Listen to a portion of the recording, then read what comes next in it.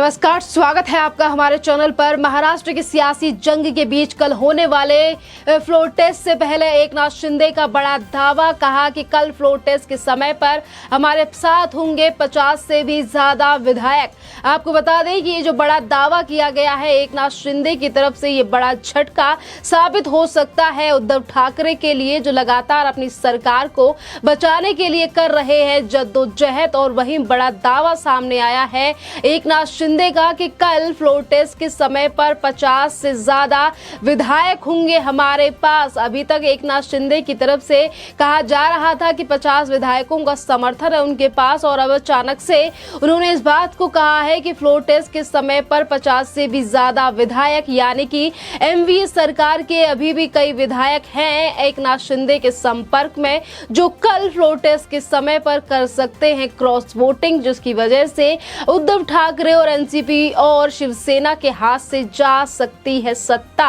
और कुर्सी तो जाएगी ही। और वहीं दूसरी तरफ जिस तरीके से बड़ा ऐलान किया गया है फ्लोर टेस्ट को लेकर कि उनके पास ज्यादा विधायक होंगे, और कितने विधायक कल क्रॉस वोटिंग करते हैं और किस तरीके के कल समीकरण निकलकर सामने आएंगे, खैर ये तो कल की बात है। पर आपको बता दें कि जिस तरीके से अब एकनाथ शिंदे का जो गुट है वो लगातार मजबूत होता हुआ दिखाई दे रहा है, और अभी कुछ ही देर में एकनाथ शिंदे अपने विधायकों के साथ निकलेंगे गोवा के लिए। और इससे पहले एकनाथ शिंदे ने गुवाहाटी में ही फ्लोर टेस्ट से होने वाले फ्लोर टेस्ट के से पहले की है अपने विधायकों के साथ बैठक, और इस बैठक में बनाई गई हैं कई रणनीतियां। आपको बता दें कि जहां एक तरफ कल के फ्लोर टेस्ट को लेकर लगातार रणनीति बनाई जा रही है, एक तरफ भारतीय जनता पार्टी तो दूसरी तरफ एकनाथ शिंदे गुट भी कर रहा है गुवाहाटी में अपनी मीटिंग है, और इस मीटिंग को लेकर भी कई चीजें सामने आई हैं। आपको बता दें कि जिस तरीके से संजय राउत जो बागी विधायक हैं उनको लेकर लगातार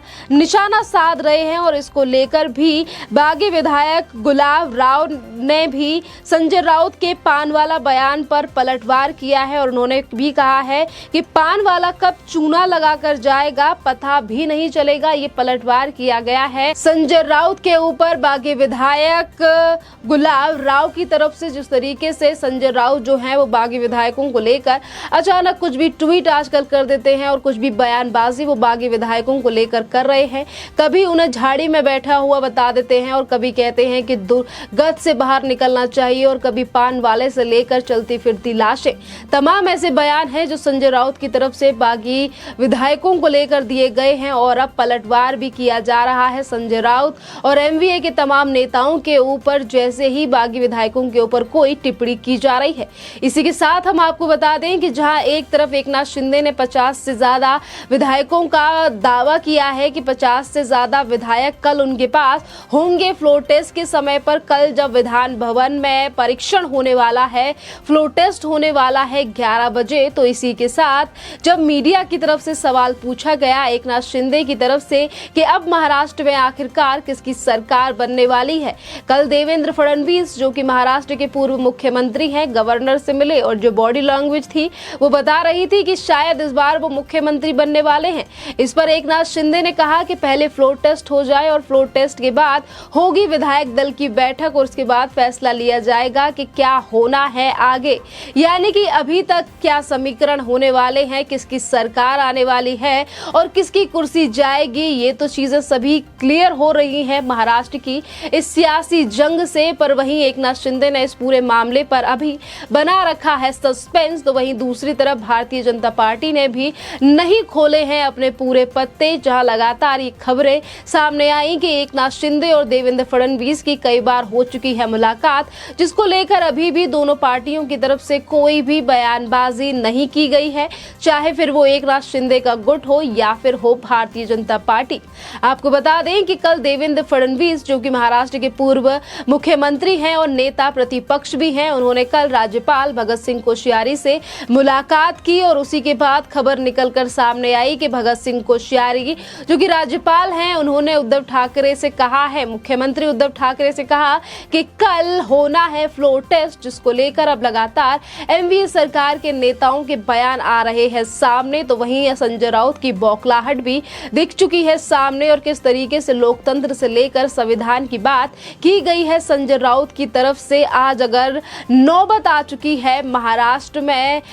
इस पूरे प्रकरण की महाविकास आघाड़ी सरकार आखिरकार कैसे साबित करेगी बहुमत, क्योंकि एकनाथ शिंदे का ये दावा कि उनके पास 50 से भी ज्यादा विधायक हैं, यानी कि अभी भी एमवीए में कुछ ऐसे विधायक बैठे हैं जो हैं तो महाराष्ट्र में, पर उनका जो वोट होने वाला है वो एकनाथ शिंदे के पाले में जाने वाला है और वो एकनाथ शिंदे के संपर्क में है। ये चीजें निकलकर सामने आ रही हैं और सूत्रों के हवालों से भी यही बातें बार बार पर कही जा रही हैं कि कल जो फ्लोर टेस्ट होने वाला है उसके सभी को नतीजे पता हैं कि क्या नतीजे आखिरकार इस फ्लोर टेस्ट में देखे जाने वाले हैं। और यही बड़ा कारण है जिसके लिए एमवीए सरकार से लेकर शिवसेना की जो बौखलाहट है वो फ्लोर टेस्ट को लेकर सामने आ रही है और उसी पूरे मामले को लेकर शिवसेना पहुंच चुकी है सुप्रीम कोर्ट और कहा गया है कि फ्लोर टेस्ट नहीं होना चाहिए क्योंकि अभी फैसला बाकी है उस याचिका पर, जो याचिका एकनाथ शिंदे की तरफ से डाली गई थी सुप्रीम कोर्ट में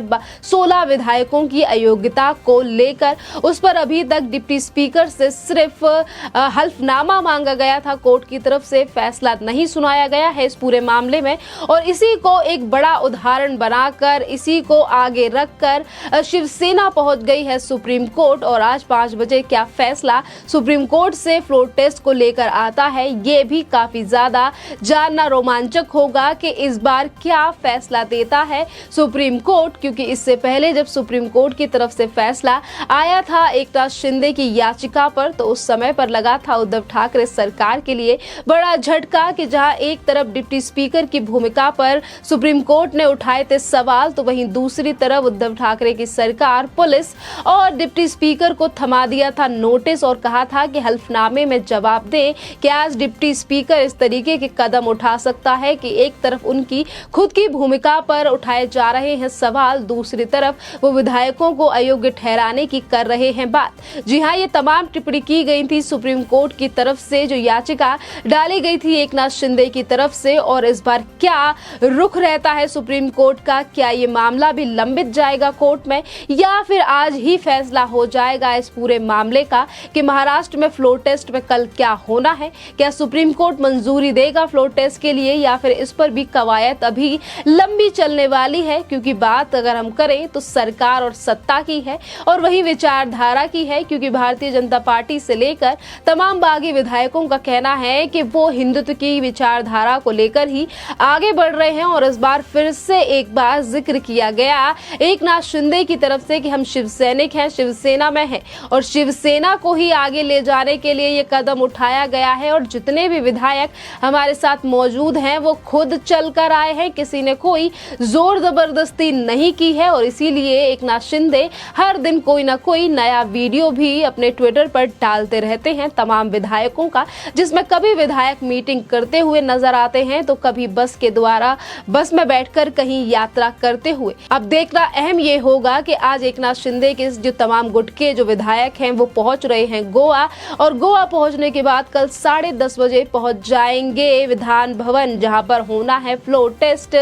और देखना अहम ये होगा कि जहां एमवीए के तमाम मंत्री और यानी कि जो विधायक हैं वो एकनाथ शिंदे के गुट में है, तो वहीं अनिल देशमुख से लेकर नवाब मलिक अभी भी जेल में है तो वो वोट नहीं कर पाएंगे, विधान भवन नहीं पहुंच पाएंगे। तो बड़ी कश्मकश में है इस समय पर शिवसेना और एमवीए सरकार के आखिरकार कैसे बचाई जाए ये सत्ता, जिस सत्ता को पाने के लिए वो तीनों पार्टियां एक साथ आ गई, जिन तीनों पार्टियों ने एक दूसरे के ऊपर कसे थे कभी ताने और किया हुआ है छिटाकशी। जी हाँ, शिवसेना का हम अतीत देखें या फिर हम देखें कांग्रेस और एनसीपी का, इन दोनों पार्टियों की यानी कि दोनों ही कांग्रेस और एनसीपी तो दोनों ही एक पार्टियां हैं, वो सिर्फ गुट अलग हैं। पर वहीं अगर बात करें शिवसेना की तो हिंदू हृदय बाला साहब ठाकरे किस तरीके की विचारधारा रखते थे कांग्रेस को लेकर वो आज भी देश की जनता भली भांति जानती है और किस तरीके से सत्ता के लालच में उद्धव ठाकरे ने उन्हीं दोनों पार्टियों के साथ गठबंधन कर अपनी सरकार को खड़ा किया।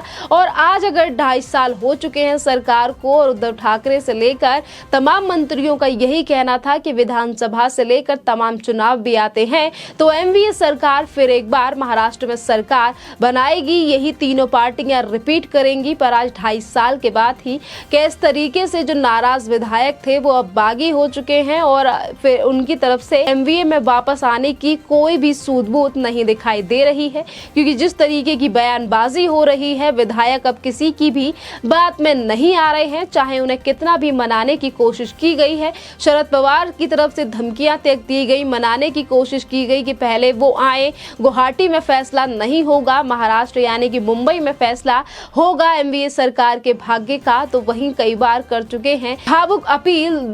मुख्यमंत्री उद्धव ठाकरे। तो वहीं लगातार कोशिशें की जा रही हैं बागी विधायकों को मनाने की संजय राउत की तरफ से। अब वो सारी